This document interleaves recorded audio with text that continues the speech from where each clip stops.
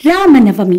ಶ್ರೀರಾಮನವಮಿ ಎಂದರೆ ಮಹಾವಿಷ್ಣುವಿನ 7ನೆಯ ಅವತಾರವಾದ ಶ್ರೀರಾಮನು ಚೈತ್ರ ಮಾಸದ 9ನೆಯ ದಿನ ಎಂದರೆ ವರ್ಷದ ಮೊದಲ ತಿಂಗಳಿನಲ್ಲಿ ಬರುವ ಪುನರ್ವಸು ನಕ್ಷತ್ರದಲ್ಲಿ ಮಧ್ಯಾಹ್ನದ ವೇಳೆ ಕರ್ಕಾಟಕ ಲಗ್ನದಲ್ಲಿ ಅಯೋಧ್ಯೆಯಲ್ಲಿ ತ್ರೇತಾಯುಗದಲ್ಲಿ ಜನಿಸಿದನೆಂಬ ನಂಬಿಕೆಯನ್ನು ಹಬ್ಬದ ರೂಪದಲ್ಲಿ ಸಂಭ್ರಮಿಸುವ ದಿನ.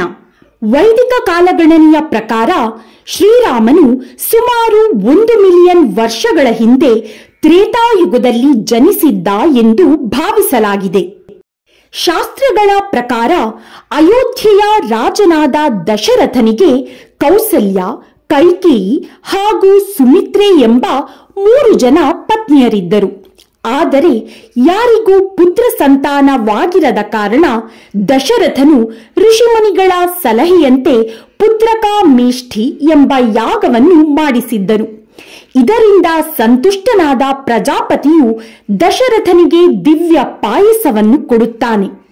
ಈ ಪಾಯಸವನ್ನು ದಶರಥನು 3 ಜನ ಪತ್ನಿಯಂದಿರಿಗೆ ಹಂಚುತ್ತಾನೆ. ಇದರಂತೆ ಚೈತ್ರ ಮಾಸದ ಶುಕ್ಲ ಪಕ್ಷದ ನವಮಿ ತಿಥಿಯಂದು ಮಧ್ಯಾಹ್ನ ಪುನರ್ವಸು ನಕ್ಷತ್ರದಲ್ಲಿ ಕೌಸಲ್ಯಗೆ ರಾಮನು, ಪುಷ್ಯ ನಕ್ಷತ್ರದ ದಶಮಿಯಂದು ಸೂರ್ಯೋದಯಕ್ಕೆ ಮುನ್ನ ಕೈಕೇಯಿಗೆ ಭರತ ಹಾಗೂ ಅದೇ ದಿನ ಆಶ್ಲೇಷ ನಕ್ಷತ್ರದಲ್ಲಿ ಮಧ್ಯಾಹ್ನ ಲಕ್ಷ್ಮಣ, ಶತ್ರುಘ್ನರು ಜನಿಸುತ್ತಾರೆ. ಹೀಗೆ ರಾಮನು ಜನಿಸಿದ ನವಮಿಯಂದು ರಾಮನವಮಿಯಾಗಿ ಆಚರಿಸುತ್ತಾರೆ. ಪ್ರತಿ ವರ್ಷ ಗ್ರಹಗಳು ಮತ್ತು ನಕ್ಷತ್ರಗಳ ಚಲನೆಗೆ ಅನುಗುಣವಾಗಿ ರಾಮನವಮಿಯ ದಿನಾಂಕ ಮತ್ತು ಸಮಯ ಬದಲಾಗುತ್ತದೆ.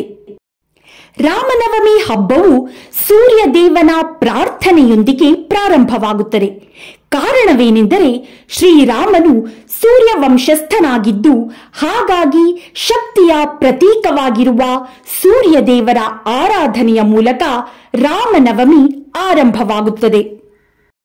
ಈ ದಿನ ರಾಮ ಮಂದಿರಗಳಲ್ಲಿ ವಿಶೇಷ ಪೂಜೆ ಸಲ್ಲಿಸಲಾಗುತ್ತದೆ.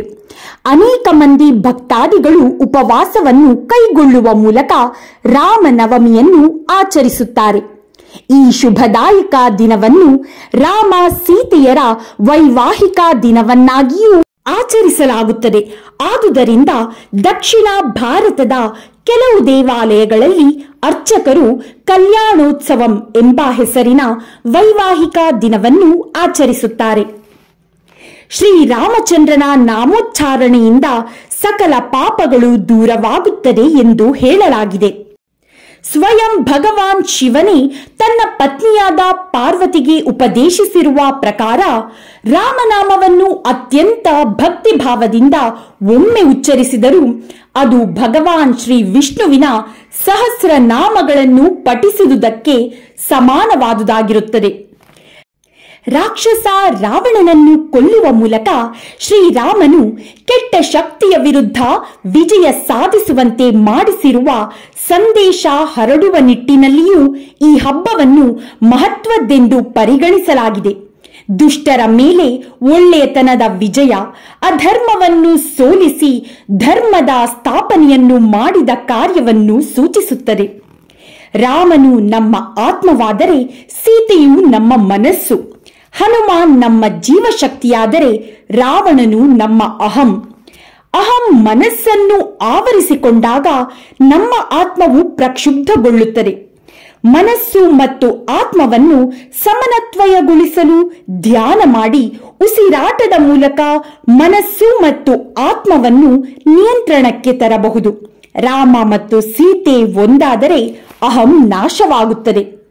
ರಾಮ ಎನ್ನುವ 2 ಅಕ್ಷರದಲ್ಲಿ ಮಹತ್ವಪೂರ್ಣವಾದ ಅರ್ಥವಿದೆ. ರಾ ಎಂದರೆ ಬೆಳಕು, ಮ ಎಂದರೆ ಒಳಗೆ, ಅಂದರೆ ನಿಮ್ಮೊಳಗಿನ ದೈವಿಕ ಬೆಳಕು ರಾಮ. ರಾಮನವಮಿಯ ಈ ದಿನದಂದು ನಿಮ್ಮೆಲ್ಲರ ಬಾಳಿನಲ್ಲಿಯೂ ಇರುವ ದುಷ್ಟರ ಅಂತ್ಯವಾಗಿ ಸುಖ, ಸಮೃದ್ಧಿ, ಶಾಂತಿ ನೆಲೆಸಲಿ ಎಂದು ಆಶಿಸುತ್ತೇನೆ. ಜೈ ಶ್ರೀರಾಮ, ಜಯ ಜಯ ರಾಮ. ಈ ವಿಡಿಯೋ ನಿಮಗೆ ಇಷ್ಟವಾಗಿದ್ದಲ್ಲಿ ನಮ್ಮ ಚಾನೆಲ್ ಅನ್ನು ಸಬ್ಸ್ಕ್ರೈಬ್ ಮಾಡಿ ಪ್ರೋತ್ಸಾಹಿಸಿ. ಧನ್ಯವಾದಗಳು.